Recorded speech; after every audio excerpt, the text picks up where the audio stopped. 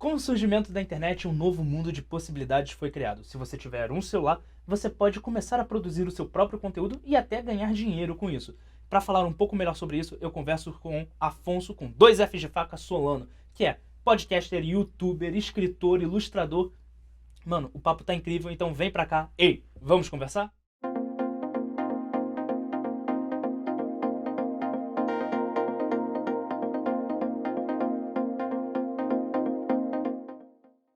Afonso com 2 Fs de faca, Solano. That's me, Eu folks. sou extremamente fã, e eu dei um tapa no microfone, Tudo mas bem, tudo bem. é o Eu nervoso. sou um fã desse cara, então eu estou nervoso e vocês não têm noção. Então, Afonso, eu quero começar que nós vamos falar sobre criação de conteúdo. Tá. Tanto pra mídia impressa, tanto pra mídia audiovisual, tanto pra internet. E você é um cara que produz conteúdo pra diferentes mídias. Verdade. Então você, como um criador de conteúdo, como você definiria o que é a criação de conteúdo? Uau! A criação de conteúdo pelo olhar de quem produz conteúdo. Cara, eu definiria como aquilo que você consumiria se você estivesse do outro lado da tela, da página, do fone. Eu, pelo menos, sempre acreditei que a melhor produção de conteúdo é aquela que você consumiria, ao contrário de pessoas que buscam uma fórmula mágica, aquilo que dá certo, aquilo que está no hype, que está no Trending Topics. Então eu vou tentar emular aquela fórmula ali de uma música, de um livro, de um, sei lá, de um tipo de YouTube que eu sei que funciona, mas na minha experiência não é algo que dura, torna-se muito efêmero. Então, para mim, a boa produção de conteúdo é aquela que significa algo para você, que fala alguma coisa com você, é aquela que você coloca um pouco, acho que o artista, aí me colocando enquanto artista, né, também, é aquilo que algo de você foi depositado naquele seu conteúdo ali. Pode ser a sua opinião, pode ser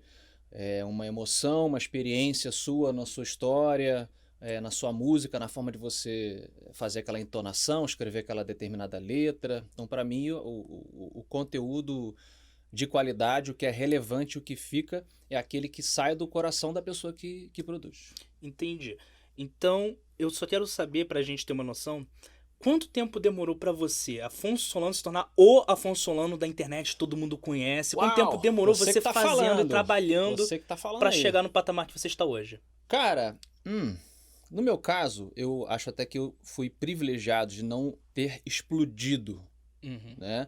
Porque eu comecei a fazer conteúdo pra internet, se eu for contar realmente, em 2001, junto com o Omelete, para uma HQ online que eu bolei no colégio. Eu saí do colégio, bolei uma HQ online interativa, tal, na época que tinha programação em Flash, umas meio animações assim, um sonzinho na E internet. hoje o Flash já até morreu. Morreu, era um negócio arcaico.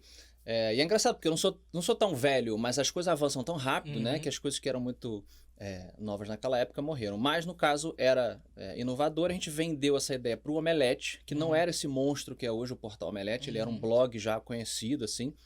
E aí o Érico Borgo gostou da ideia. Enfim, aí a gente começou a fazer lá as histórias em quadrinhos. Era eu, meu amigo Delcio, que hoje trabalha lá na indústria Light Era Magic. numa época em que o pessoal brinca que era tudo mato na internet. Tudo né? mato, exato. Então, assim, a partir dali eu fui lentamente, tanto conhecendo, desbravando esse matagal que você bem exemplificou, quanto fazendo o meu nome. Porque a partir da história em quadrinho, depois eu comecei o podcast, a coisa avançou, comecei a escrever para o G1, lá para o Tech Tudo, depois os meus livros foram publicados. Então, assim, a minha ascensão, a fixação do meu nome, da minha carreira, para mim foi um privilégio que ela tenha sido... eu construí isso lentamente. Ao contrário de pessoas que explodem, né, por exemplo, com o YouTube, que facilitou muito isso, não desmerecendo, porque tem muita gente boa que estourou, mas a pessoa não tem tanto tempo assim, na minha visão, de primeiro se acostumar com esse feedback. Com o mundo, E aí eu já vou emendar a próxima pergunta, que é o seguinte: qual é a sua visão desse pessoal que vai para criação de conteúdo porque vê como se fosse uma coisa fácil e rápido e muitas vezes busca mais a fama do que a arte e a criação em si? Cara, fazendo a ponte até do YouTube, né?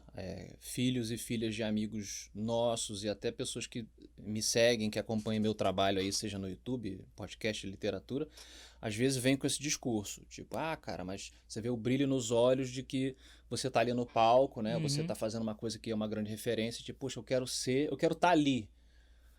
Eu acho que é uma concepção muito desvirtuada realmente do que é a profissão de um comunicador. Eu acho que, eu costumo até brincar assim, quando você está com alguma relevância online, eu sempre comento assim, dê Google no seu trabalho, não no seu nome, sacou? Eu acho que é uma coisa que vem de uma falsa sensação de que se você está online, você tem uma relevância, todo mundo hoje tem uma opinião sobre tudo a ser dada e a rede social ela dá essa falsa ideia de que É como se fosse um playground em que todo mundo é convidado, uma grande festa que todo mundo tá todo mundo disponível, tem, né? não foi o Andy Warhol que falou que todo mundo vai ter o 15 minutos de fama? É tipo isso, você Uhum. faz um comentário grosseiro na internet, você vira um hit, você ofende uma celebridade, e aí essa celebridade fica p*** e te responde e pronto, você ganhou uma relevância, Uhum. né? Então acho que assim, é o lado ruim das redes sociais, que acaba afetando, eu acho que uma geração mais nova que quer estar no alto, é uma coisa meio efeito Kardashian, né? Por que as Kardashian são famosas? Porque elas são famosas. O louco é isso, né? São pessoas A que são profissão famosas. delas é ser A profissão famosa. delas é ser famosa. Então, assim, a celebridade ela deveria, na minha concepção, vir porque ela é um artista, né? Uhum. Um ator, atriz, musicista, que seja. Então, acho que é uma coisa que está torta e que aos poucos vai se acertar. Ok, vamos deixar esse ponto um pouquinho de lado, porque eu quero saber uma coisa. Você falou que você começou ali na internet, lá em 2001, junto com o Omelete e tal, e você publicou um best-seller, que é o Espadachim de Carvão. Como foi essa mudança de sair da mídia da internet e ir pra mídia impressa? É, Como é que é essa diferença de público? cara, foi muito bacana. Inclusive, era uma preocupação minha quando o Matando Robô Gigante, né, o nosso podcast, estava muito Uhum. consolidado, estava bem famoso. E aí eu fiquei pensando, será que eu vou conseguir fazer essa transição em termos de público? Quer dizer, o público vai aceitar que o cara que faz ali piada, né, que dá Uhum. opinião às vezes também séria tal sobre os assuntos, vai me aceitar enquanto autor? Então acho que, mas ao mesmo tempo acho que era uma coisa natural, porque eu já me posicionava assim, eu sempre falei bastante de literatura, sempre gostei de contar histórias, no próprio Nerdcast também. Então, nesse sentido de fixação de marca, Uhum. foi uma coisa natural. Mas tem uma estranheza, né, de você... Eu sempre escrevi, sempre gostei de escrever, de desenhar, escrevia na máquina de escrever velha da minha mãe e tal. É uma coisa que eu queria muito fazer. Então acho que essa transição, a estranheza que veio foi só de uma mudança de mídia, como você falou, física, porque no coração era uma coisa natural. Eu sabia Uhum. que eu ia funcionar bem ali e fiquei feliz que deu certo. E falando especificamente agora com o Afonso, escritor.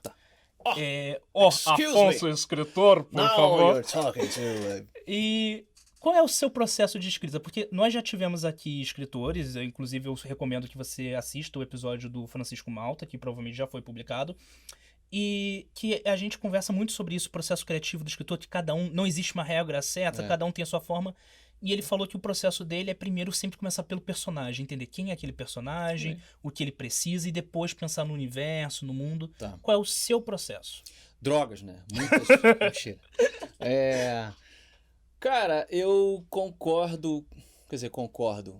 Eu sigo um pouco desse caminho dele também, no sentido de que eu acho que os personagens eles vão ditar a história. Eu pelo menos gosto de que eles, né, emitam o sinal que vai determinar, que vai formatar ali o cenário, os caminhos que eles vão trilhar, as companhias que eles vão atrair. Então, é claro que eu começo sempre com uma ideia geral do que eu quero contar, né? Essa ideia, ela parte de um cenário, no caso, né, no meu caso principal, Kurgala ali, o universo do Espadachim de Carvão, então já era um cenário que eu vinha desenhando há muitos anos, e um cenário que eu queria formatar para que eu pudesse contar histórias de gêneros, principalmente da tríade de gêneros que eu cresci consumindo, ficção científica, fantasia e terror. Então é um universo que comporta esses três gêneros.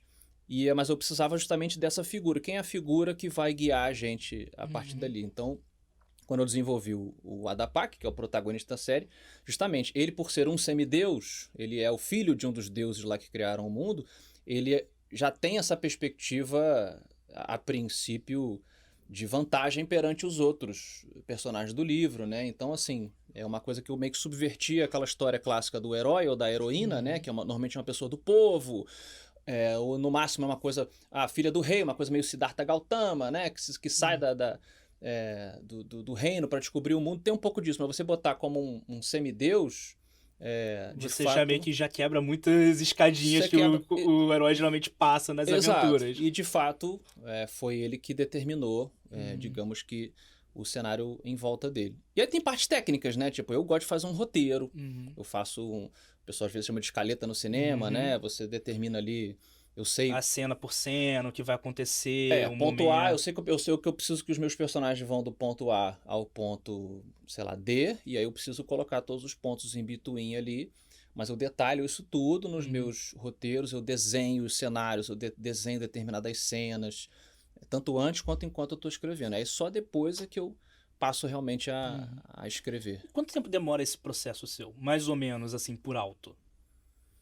Cara, para cada livro... É porque, assim, pro universo todo, antes de eu escrever o primeiro livro, que foi publicado em 2013, eu fiquei uns 10 anos moldando o universo, o mundo de Kurgala. Mas, ao mesmo tempo, não foi como se eu ficasse 10 anos parado fazendo só isso. Era uma coisa que eu fazia enquanto eu tava... Não, eu tô fazendo essa pergunta especificamente porque eu vejo muita gente, principalmente em época de rede social, que a pessoa acredita que escrever, processo criativo é sentar na cadeira, vai vir a inspiração, vou digitar aqui e pronto, escrevi meu best-seller. Mas não é isso. Existe um trabalho, existe todo um... primeiro que assim, acho que o Chuck Palahniuk, que escreveu o Clube da Luta e outros muito bons, ele fala isso, né? Que o escritor, ele tá escrevendo quando ele tá conversando com as pessoas, quando ele tá observando as pessoas e lendo e absorvendo outros conteúdos, e a hora que você senta para escrever é a hora solitária em que você vai, digamos que, aplicar o que você observou. Então, assim, o processo criativo, ele tá dentro de tudo isso que eu te falei. A pessoa vai, claro que se treinar para sentar... Eu sou dessa turma do Spor, é um cara que defende isso também, quer dizer, você tem que se acostumar. Eu vou sentar aqui que seja 1 hora, você só tem 1 hora do dia livre para fazer isso, você vai sentar sua bunda ali e você vai se obrigar a entrar naquele estado mental de criatividade e de foco para você escrever. Mas eu sentei no primeiro dia e não escrevi nada, não tem problema. Você vai condicionar o seu corpo e a sua mente a pensar naquela pensar história. naquele momento ali você vai escrever, mas tem que considerar que o dia inteiro você está coletando essas informações, é igual um desenhista também. Sim, você pega influência nos quadrinhos que você lê, nos filmes que você assiste, Making nas off pessoas de que você filme, conhece. tipo isso, eu falo muito pra galera, cara, eu quero escrever, né? Veja making off do filme do Tarantino, brother, sacou? Qual é o processo de escrita do Tarantino? Mas o Tarantino escreve filme. Sim, mas ele escreve pra cacete, ele escreve muito bem, os diálogos do Tarantino são fantásticos. Qual é o processo do cara, entendeu? Da onde veio aquela ideia? É uma pessoa que ele conhecia, que ele adaptou? Série de comédia, sacou? Pega stand-up comedy, que é a arte da escrita no máximo ali naquela forma. Então, assim, não fica só naquele meio... eu quero escrever mangá, eu só vou ler mangá. Não, pelo amor de Deus, vai ler outras coisas. E eu quero muito agradecer você falando isso, porque a minha equipe me sacaneia muito, porque eu sou o cara que assiste todo o make-off de filme, e eles ficam assim, por que você perde tempo assistindo make-off? Por isso, gente. Olha aí. Entenderam? Olha o bullying. Tá, uma coisa que eu faço muito, que também me zoam, eu sempre fiz desde moleque, é assistir o filme, ou o anime, sei lá, com comentários do diretor. A faixa de é muito áudio por cima, até lá. James Cameron explica lá o Exterminador do Futuro 2. E aí ele fala, nessa cena, o bicho... Eu pensei nisso. Eu pensei nisso e tal. Fora a curiosidade que você vai aprender, né? Você vai justamente entrar, na cabeça daquela pessoa que bolou aquela ideia, né? E falando em bolar a ideia... Como é que você, aí saindo da escrita e indo pra podcast e pra criação da internet de novo? Que aqui vai ser tudo, a gente vai e volta. Você faz muita coisa, vai ter que ser assim. Como você organiza as suas pautas? O que você quer falar na internet? Como você separa o público? Ou é todo o mesmo público e é a pessoa que vai te seguindo? Cara, como assim, você pensa isso? No Matando Robôs Gigantes, a gente tem reuniões de pauta que partem de dois pontos iniciais. O que está quente na internet, o que a galera tá assistindo mais, qual a série, qual o filme que estão querendo, né? Esse interesse provavelmente vai refletir no MRG. As pessoas vão lá ligar lá no Spotify, tipo, vamos ver se eles falaram da série que eu tô gostando. Então a gente vai nas estatísticas, nos trending topics, etc. Ao mesmo tempo, a gente tem que balancear isso com o nosso coração. Eu já falei muitas vezes aqui. Tipo, eu quero falar disso, sacou? Porque assim, tá todo mundo falando de Big Brother. Eu não gosto de Big Brother, particularmente falando. Eu vou fazer sobre Big Brother só pra ganhar uma parada e tal. Você fala, putz, mas aí também tem uma questão de inteligência, né? Emocional também e estratégica ali. Beleza, eu não gosto de Big Brother, mas posso transformar isso que está muito popular numa pauta que eu vá gostar, né? Isso, claro, falando por mim, porque tem o Didi, tem o Beto lá na MRG. Então, assim, é uma conversa para tentar... Você não pode bloquear, eu não gosto, né? O profissional da comunicação e o artista também, eu acho que ele não deve ficar só nas coisas que ele gosta. Principalmente se você está no começo da sua carreira, que você tem que desenhar ou cantar, né? Eu tenho uma banda, eu só vou cantar tocar as músicas da minha banda. Cara, tem que tocar no restaurante às vezes, Lulu Santos. Sacou? E aí você interpreta o Lulu Santos do seu jeito. Você bota o seu drive na sua voz, porque aí, pô, eu tô me divertindo, eu tô treinando, mas eu tô fazendo uma coisa comercial. Aquela série Arrested Development, tem aquele cara que ele quer ser um ator nas primeiras temporadas e ele só quer fazer papel shakespeariano e não pode ter nudismo e ele faz uma lista de exigências. Mas eu sou Filmkey. Eu adoro essa série. Perfeito, o cara quer começar fazendo Hamlet, né? Atuando com a Susan Sarandon, assim. Não, cara, você tem que fazer propaganda de supermercado, né? A não ser que você dê sorte aí, durma com a pessoa certa, sei lá. O próprio ator do Shang-Chi, que viralizou recentemente, porque ele falou que no início da carreira dele ele fazia fotos de stock image. Então as imagens dele viralizaram agora. Eu sempre fui a favor disso. O Stephen King é um cara que fala muito sobre isso, sacou? Não tenha vergonha, medo de fazer o trabalho, entre aspas, menor para você ganhar o seu salário e depois, lá na frente, as pessoas vão querer ouvir o seu original. Então, acho que é muito por aí. E aí, quanto tempo vocês fazem o Matando Robôs Gigantes? Matando Robôs Gigantes, ele começou em 2008. Então, a gente tem aí, eu sou ruim de conta, uns 13 anos. Ok, 13 anos. Então a gente sabe que podcast não é uma mídia nova. Não. Mas é uma mídia que se popularizou devido à pandemia, cresceu bastante. Também explodiu muito. É com o John Rogan, né? Esses podcasts de YouTube, que são meio podcast, meio talk show. E aí a pergunta que eu quero fazer pra você é o seguinte: como você vê essa nova leva de podcasts? E mais especificamente, existe no mercado hoje em dia espaço para novos? Acho que sim. Eu acho que essa nova onda de podcast de YouTube, que eu até usei agora, meio talk shows, ela é bacana para a mídia em geral, de fato, porque você atraiu uma galera que não tinha ideia do que era podcast. Aí eu vou entrar com um negócio que aí eu sou da velha guarda. Tá. O meu primeiro podcast eu fiz em 2010, então assim, eu tô na internet também há um tempo. E na minha cabeça, podcast sempre foi afiliado a um feed RSS. Que era uma coisa difícil do público conhecer, entender o que é. Então, é até uma coisa que eu brinco, que assim, você chamar esses podcasts de YouTube de podcast é a mesma coisa que você chamar um programa da Fátima Bernardes de programa de rádio. Sim, eu acho que é uma evolução que talvez venha um nome novo ali, né? Tipo, sei lá, você tem o livro e você tem o e-book, né? O audiobook e tal. Talvez falte alguma coisa na frente de podcast. Podcast de YouTube é ruim, né? Eles são videocasts, o velho termo, talvez.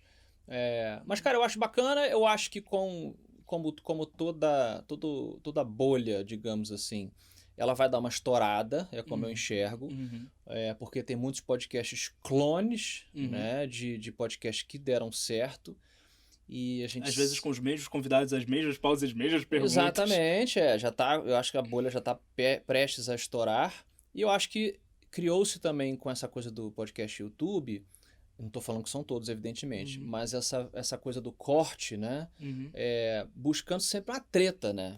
Que é uma escola de youtubers antigos aí, juvenis e tal, que tinha essa coisa de um youtuber ficar falando mal do outro, xingando um cara, não sei o que, a pessoa vai para saber qual é a treta que o youtuber se meteu. E não o conteúdo que ele tá trazendo, uma opinião legal, um filme, um vídeo, um clipe, vezes até uma música. Às vezes até a treta que se iniciou porque alguém citou uma opinião e a pessoa foi foi contrária e às vezes... Aí eu acho que isso acaba apelando para uma coisa que é escura, que está dentro de nós, né? Que é esse fetiche pela desgraça, realmente, pela confusão, pela treta na tribo. Mas eu acho que, não que isso vai acabar, mas acho que vai dar uma estourada, vai dar uma cansada, porque são as mesmas tretas, as mesmas polêmicas, entendeu? Ah, traz um político, aí o outro traz o político também, aí o cara xinga o outro, aí chega mais e fala, tá bom, sacou? E eu acho que também o problema desse tipo de podcast é que os podcasters não são os protagonistas. O protagonista, não é nem o convidado, o protagonista é a treta. Então a pessoa liga, ela tipo assim, qual podcast que eu tô assistindo mesmo? Caguei. Eu quero ver a treta desse convidado aí, dessa menina que tá dando, entendeu? Então, assim, quero ver se esse cara vai afinetar o cara. Não então assim, quando todas as pessoas treteiras forem entrevistadas por todos os podcasts, quem que vai sobrar? Sacou? Porque aquele protagonista, desculpa, aquele podcaster, ele não... Qual foi a conexão que ele criou com a pessoa que está assistindo? Então, acho que eles precisam se preocupar, não todos, mas alguns precisam se preocupar com isso.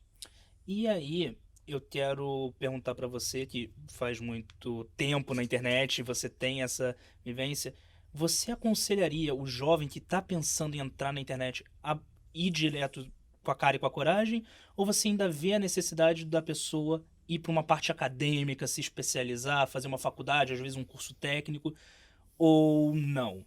A sua opinião. Olha, fazer analogia com arma hoje tá perigoso.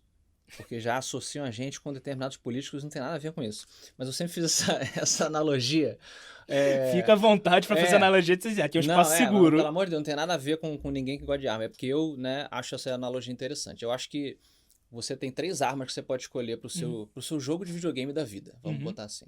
Você tem o rifle de longo alcance do sniper. Você tem uma pistola. E você tem uma escopeta. Tá? A pessoa que escolhe o rifle de longo alcance, ela fala assim, cara, eu tenho um alvo. Eu quero ser atriz. Eu quero ser atriz da Globo. Então, assim, eu vou treinar minha vida inteira e até o momento que eu tiver com o meu alvo na minha mira. Pra dar aquele tiro certeiro e eu só tenho um tiro. Sacou? E, cara, é um caminho que se você errar, você vai, né? Enfim, o que eu vou fazer agora com o que eu tenho? Eu só tenho esse rifle aqui, só tinha essa opção e tal. É de grande risco, no entanto, se você acerta, beleza. A pistola já é aquele alvo que você, quando mirar no seu oponente, você vai... Bem, o meu objetivo é derrubar esse oponente, esse animal, né, esse monstro. Eu vou mirar aqui no peito dele e eu vou acertar, cara, essa região. Posso pegar a cabeça do inimigo, posso pegar o coração, o pulmão, né, ou as vísceras. No lugar que acertar, eu tô próximo do meu alvo. Então, quer dizer, eu gosto de contar piada. Então, poxa, eu posso ser roteirista de programa de comédia, eu posso ser stand-up comedy, eu posso ser ator de comédia, eu posso escrever quadrinho. Tem um monte de coisa ali naquela área que eu posso acertar. Tudo vindo da base da comédia. Exatamente. Se eu errei a cabeça, eu acertei o... né, tal, por aí vai. E você tem a opção da escopeta. A escopeta é o seguinte, cara, você aponta mais ou menos e você aperta o gatilho. Onde acertar, eu aceito o que vier, entendeu? Quer dizer, é uma coisa mais ampla. Eu acho que são decisões que você tem que tomar. Eu sempre sou, principalmente falando de Brasil, eu sou o cara que acredita no plano B e no plano C do Batman. Acho que você tem que ser sempre com o pensamento do Batman, porque as coisas vão dar errado, você vai tropeçar, não pode contar com tudo e com todos que vão ser necessários para que você alcance aquele objetivo. Então, eu acho importante você sempre ter um caminho de volta caso uma profissão mais tradicional, alguma coisa que tenha uma rede de segurança, ou até mesmo você fazer essa rede de segurança é muito comum, né? Você faz uma rede de segurança e aí você vai arriscar. Então, eu tenho um emprego, galera, juntei uma baita de uma grana, eu vou pedir demissão e eu vou tentar ficar aqui 2 anos investindo no meu podcast, na minha carreira de atriz, de cantora, que seja. Eu sou dessa escola. Eu não sou o cara de apostar absolutamente tudo.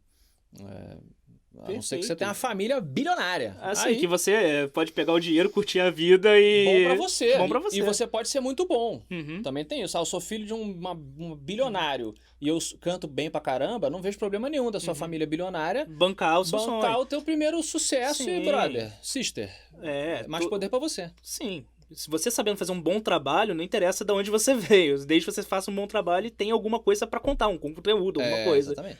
E aí, eu venho pra gente encerrar, eu tenho duas perguntas e talvez sejam as mais complicadas, mais polêmicas. E a primeira é a seguinte: como você, Afonso Solano, acha que seria o passo a passo ideal pra quem tá querendo produzir conteúdo? O passo a passo ideal. Cara, a primeira coisa que eu digo é, e talvez tenha permeado aqui pelo nosso papo, é o estudo.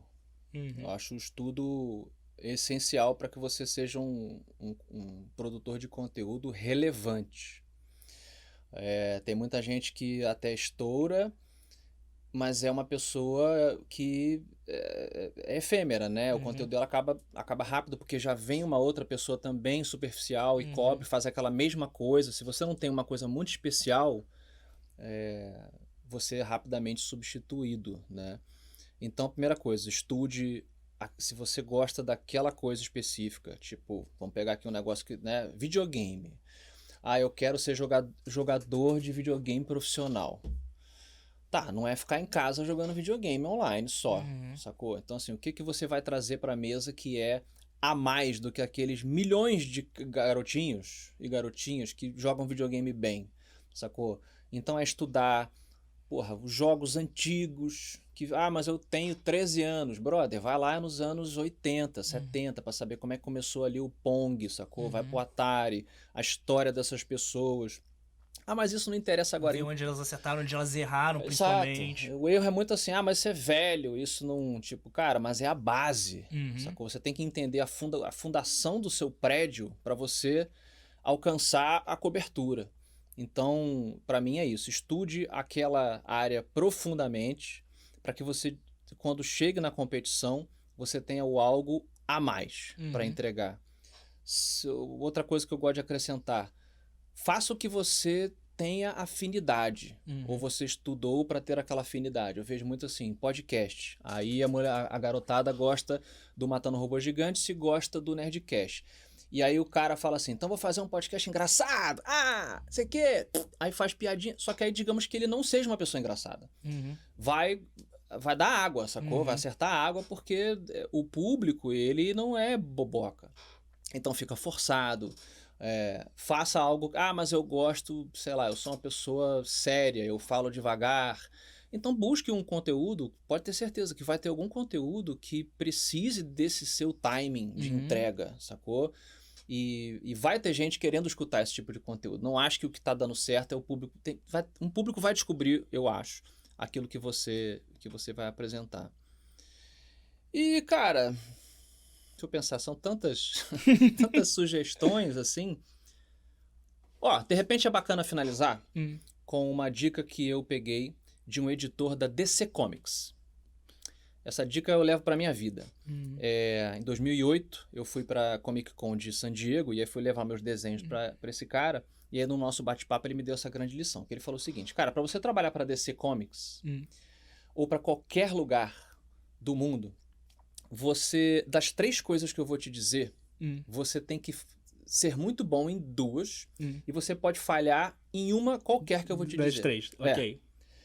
Então ele falou o seguinte, a primeira dessas qualidades você é um artista inigualável. A sua arte, o seu canto, o seu desenho, que seja... É um Jack Kirby reencarnado. Reencarnou. Ninguém consegue desenhar como você ou cantar como você, tá? Primeira coisa. Segunda coisa, você é um profissional de altíssima, assim, que ganha um respeito das pessoas. Você não atrasa um prazo, você chega na hora, todo mundo respeita a sua pontualidade, né, o seu profissionalismo em termos gerais.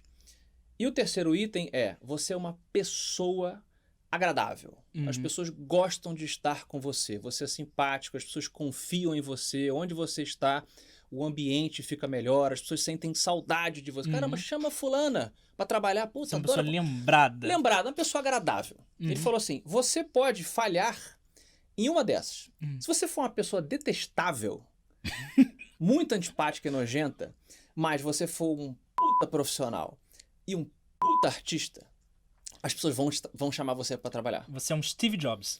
Exato. Um cara horrível no ambiente de trabalho, todo mundo reclamava, mas... Mas ele tem esses dois outros itens, entendeu? Você não é um artista tão bom assim, tá? Você não é uma cantora tão boa assim, mas você é mega profissional e todo mundo adora você. Você vai ser contratado. Entendeu? Então, assim, se você for analisar esse trio, eu sempre achei Esse exemplo é maravilhoso. Esse exemplo é maravilhoso. E realmente faz todo sentido. Exato. Se você conseguir os 3, jackpot. Uhum. Mas se você precisar falhar em um, preste atenção nos outros 2 que você precisa... Parafraseando Átila, faz todo sentido biológico. Biológico, sim. De certa maneira, sim. Porque tá tudo aqui. Exatamente. E aí, a última pergunta, e como eu falei, a última é a mais polêmica possível, que é o seguinte. Pela sua visão, dá pra viver sendo um criador de conteúdo no Brasil hoje? Dá. Com certeza dá.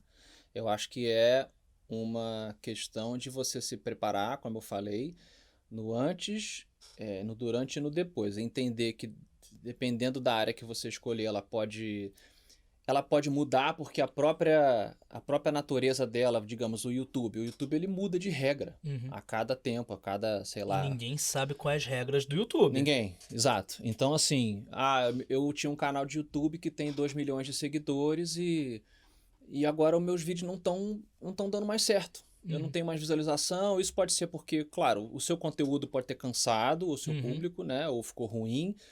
Pode ter outra pessoa que te copiou e faz melhor o que você faz, isso faz parte. E você se tornou um dinossauro e tal. Ou porque as regras do YouTube mudaram. E agora eu tô favorecendo vídeos mais longos e você faz vídeos mais curtos.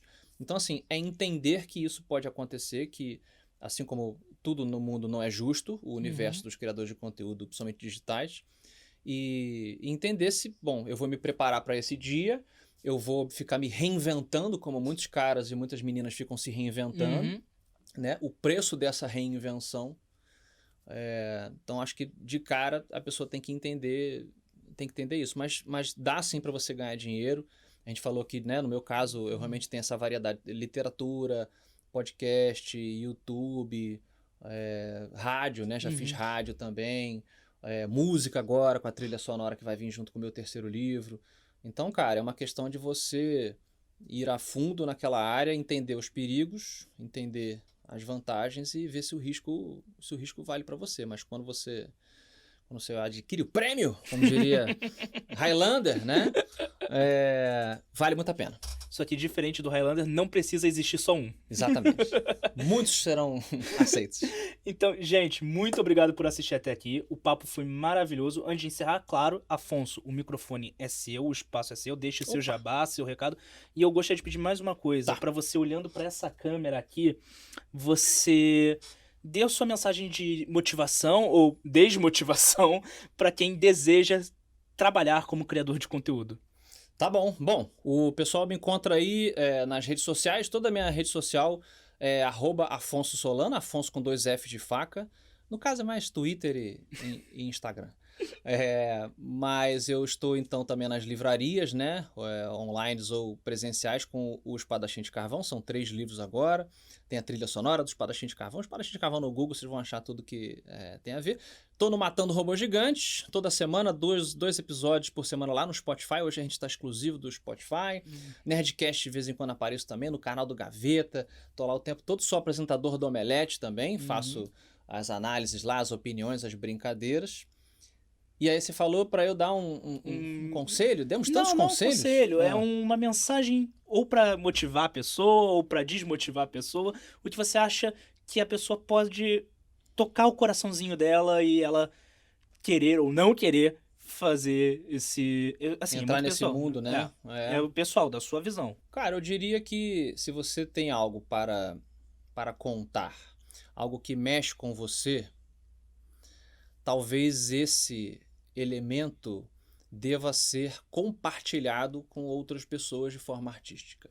Então, se você tem essa coisa que você sente que se conectaria com outras pessoas, talvez o mundo da produção de conteúdo seja para você. Perfeito. Então, é isso. Gente, muito obrigado por assistir até aqui. Obrigado, Afonso, por ter aceitado o convite. Espero você no próximo programa. Um forte abraço e tchau.